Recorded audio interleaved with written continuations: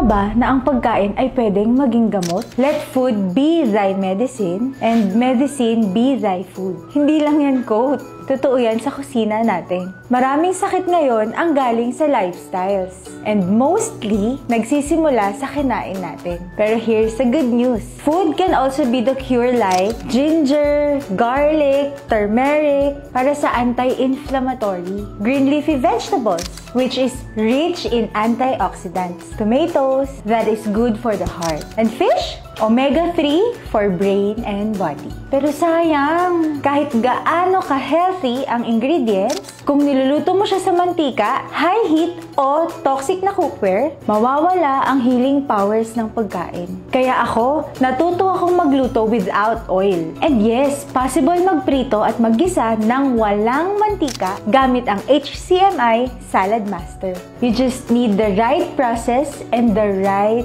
cookware. Hindi lang ito tungkol sa luto, tungkol din ito sa health mo. Sa araw-araw mong choices sa kusina, may power ka to heal or to harm. If you believe food can be healing, it's time to use HCMI Salad Master.